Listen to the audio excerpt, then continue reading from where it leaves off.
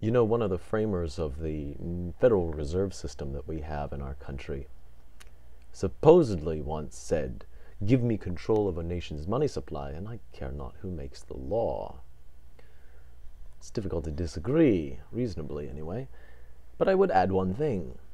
Give me control of a nation's language, and I care not who controls the money. I have a Macintosh. And if you have a Macintosh, or one that's reasonably current, you have this little dictionary program. The program is called Dictionary. And it's supported by, so says the program, the New Oxford American Dictionary. The fuck is that kind of thing? Oh, let's talk about things. Were you ever taught in school how to question a definition? No.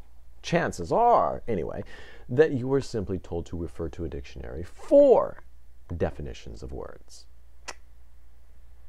Interesting. So if Rothschild, the guy that said he doesn't care who makes the law if he controls the money, the importance of all this is that if people are referring to dictionaries like they are some kind of gospel, some sort of absolute authority on the nature of definition, of meaning, you can really change people's perspective of things. Because when we make a logical argument, we employ language. And we do not employ the totality of our native tongue. We merely employ the part of our native language that we understand, okay, that we know. But in that limited scope of any particular human language, it lends itself to actually certain points of view, more so than others, depending merely on the ease or the complexity of the thought in relation to just how the language itself works. If you've studied a foreign language, you quickly find out that it's easier to express some ideas in foreign languages. It's just the way their grammar works out. And it's more difficult to express other ideas. And, though not always, it tends to work out that those things that are easiestly expressed tend to be the focal point of that culture. Not fascinating?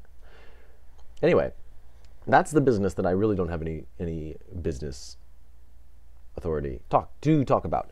I don't. I'm a passive observer, and I say, "Ooh, look at the pretty lights." But I want to talk to you about this dictionary program. So if you have a Macintosh, you can follow along in your hymnals of meaning, right? Because that's a dictionary, that's all it is. And I want to show you something. Type in my political view, libertarianism.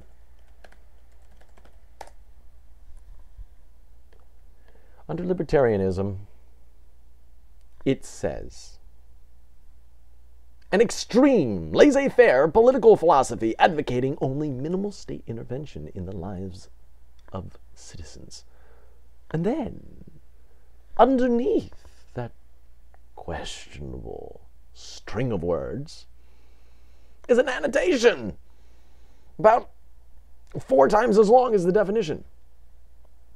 The adherents of libertarianism believe that private morality is not the state's affair, and that, therefore, activities such as drug use and prostitution, which arguably harm none but the participants, should not be illegal.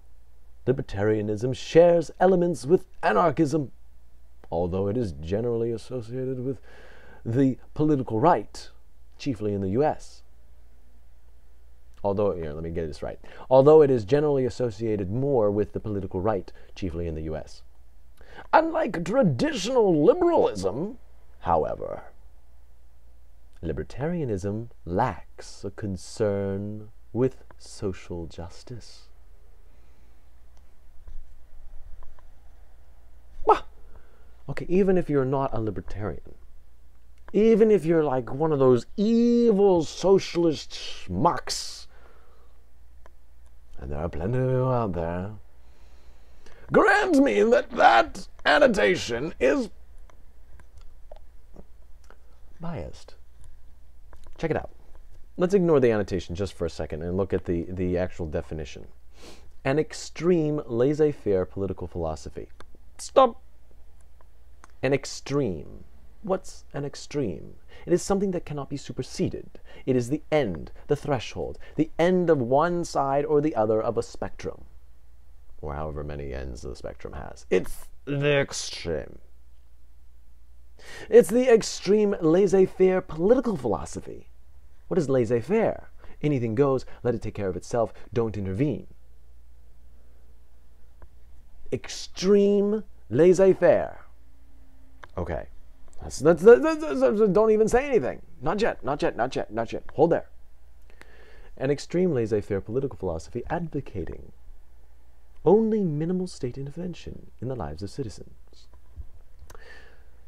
Extreme laissez-faire and minimal state intervention do not go together. You see? We question the rightness or the wrongness of a definition not on the words that are used, but on the relationship between the words. Some people would say, well, you know, the American Oxford Dictionary isn't as authoritative as the Webster's Dictionary, and so its definition is better than this definition. Why? Just because you said so. It's bullshit. The reason any one definition is more valuable or is more authoritative than any other is because the relationship between the words lines up. That's all that matters. That's all that matters. We could call it the pink monkey political philosophy, and then say the pink monkey liberal philosophy is an extreme laissez-faire political philosophy advocating only minimal state intervention in the lives of citizens. It still doesn't make sense. Do you see? Now, to say only a little bit, because you could just go on about this annotation. Why put an annotation in a dictionary? Could someone explain this to me? Am I really just totally off my beam here? Am I getting paranoid? Am I starting to think that the world has some conspiracy and that Macintosh is as an intricate part? No. I do, however, think that the people that wrote the American Oxford Dictionary are either morons or had something in mind when they wrote these definitions. Check this out. I'm running out of time. Check this out on your own. Capitalism. An economic political system in which the country's trade and industry are controlled by private owners for profit rather than by the state. A definition is a description of the necessary and sufficient components of an idea. No more, no less. Check this out. I'll change the definition without actually altering the meaning. That's when red flags fly. An economic and political system in which the country's trade and industry are controlled by private owners. Period. End of story. But they add, unnecessarily, for profit rather than by the state. Do you know what the power of suggestion is? Have you ever seen that happen? Have you ever seen a hypnotist on stage? Just dropping ideas here. Last one. I think I have time for this. Free market. An economic system in which prices are determined by unrestricted competition between privately owned businesses. Unrestricted. You could have just called it free. And privately owned businesses, there is no such thing as a publicly owned business. That becomes it's a government program at that point. So change that and say an economic system in which prices are determined by free competition between business. It means the same, but it sounds so different. That's the power of rhetoric. Take care of yourself out there. This bullshit is everywhere. Oh, and fuck you, Macintosh. And American Oxford Dictionary.